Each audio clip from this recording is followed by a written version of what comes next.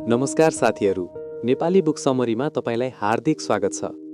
आज हामी एउटा यस्तो पुस्तकको सारांश सुन्दैछौँ जसले तपाईको बोल्ने तरिका, मानिससँग घुलमिल हुने कला, आत्मविश्वास सबै परिवर्तन गर्न सक्छ। पुस्तकको नाम हो how to talk to anyone. लेखक ली लाउन्डेस। यो पुस्तक केवल बोल्न सिकाउँदैन, यो पुस्तक मानिसको मन जित्न सिकाउँछ। अब आँखा बन्द गर्नुहोस्, गहिरो सास लिनुहोस् र यो यात्रामा मसँगै हिँड्नुहोस्। अध्याय 1। किन धेरै मानिस बोल्न डराउँछन्? साथीहरू, के तपाईले कहिले यस्तो महसुस गर्नुभएको छ? भिडमा गएपछि शब्द हराउनु, नयाँ मानिस देख्दा मुटु ढुकढुक गर्नु, के बोल्ने भनेर दिमाग रित्तिनु। धेरै मानिस सोच्दछन्, म त बोल्नै जान्दिन। तर सत्य के हो भने तपाई कमजोर होइन, तपाई बेवकुफ होइन, तपाईलाई सही तरिका सिकाइएको छैन। यो पुस्तक भन्छ, communication is a skill, not a talent. बोल्ने कला जन्मजात होइन, सिक्न सकिने सिप हो। अध्याय 2। पहिलो छाप, फर्स्ट इम्प्रेसनको शक्ति।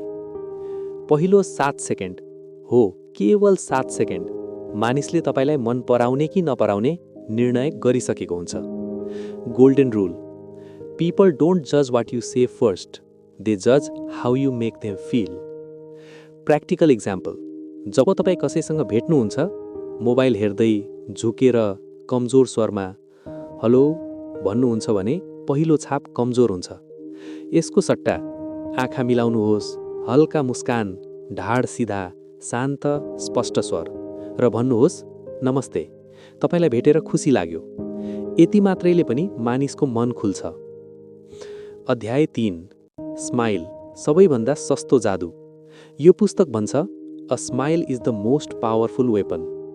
मुस्कान भनेको केवल दाँत देखाउनु होइन, मुस्कान भनेको म सुरक्षित छु, तिमी पनि सुरक्षित छौ भन्ने सङ्केत हो। उदाहरण, 2 जना अपरिचित मानिस, एक गम्भीर, एक मुस्कुराइरहेको। तपाईँ कससँग बोल्न चाहनुहुन्छ? स्पष्ट छ, मुस्कुराइरहेको मानिस। अध्याय 4। नाम, मानिसको सबैभन्दा प्रिय शब्द। मानिसलाई आफ्नो नाम संसारकै मिठो शब्द लाग्छ। Key rule, use their name and you use their heart. उदाहरण, ए सुन्न, रमेश यो सुन्नुस् न।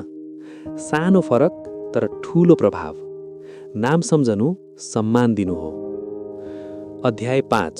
सुन्ने कला, लिसनिङ इज पावर। धेरै मानिस बोल्न चाहन्छन्, तर कम मानिस सुन्न जान्दछन्। यो पुस्तक भन्छ, the best talkers are the best listeners. कसरी राम्रो लिसनर बन्ने? बीचमा नबोल्ने, टाउको हल्लाउने, हो त्यो त गाह्रो रहेछ भन्ने। जब तपाईँ सुन्नुहुन्छ, मानिस आफै खुल्छ। अध्याय 6।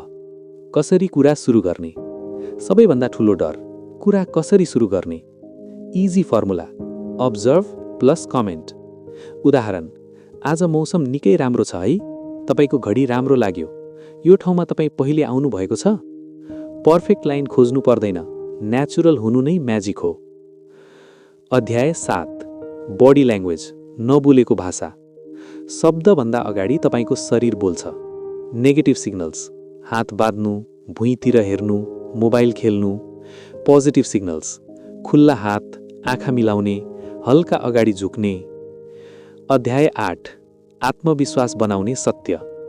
आत्मविश्वास भनेको डर नहुनु होइन, डर हुँदाहुँदै पनि बोल्नु नै आत्मविश्वास हो। यो पुस्तक भन्छ, act confident and confidence will follow. पहिले नाटक गर्नुहोस्, पछि वास्तविक बन्छ। अन्तिम सन्देश, प्रिय साथी, तपाईँ बोल्न डराउनुहुन्न, तपाईँ गलत हुनुहुन्न, तपाईँ कमजोर हुनुहुन्न, तपाईँ केवल अभ्यासको कमीमा हुनुहुन्छ। आजबाट मुस्कान दिनुहोस्, नाम प्रयोग गर्नुहोस्, ध्यान दिएर सुन्नुहोस्, आफूलाई सानो नठान्नुहोस्, किनकि तपाईको आवाजको पनि मूल्य छ। यदि तपाईलाई यो सारांश मन पर्यो भने लाइक गर्नुहोस्, कमेन्टमा आफ्नो अनुभव लेख्नुहोस्, नेपाली बुक समरीलाई सब्स्क्राइब गर्नुहोस्। फेरि भेटौँला अर्को पुस्तक, अर्को ज्ञान, अर्को जीवन परिवर्तनको साथ। धन्यवाद।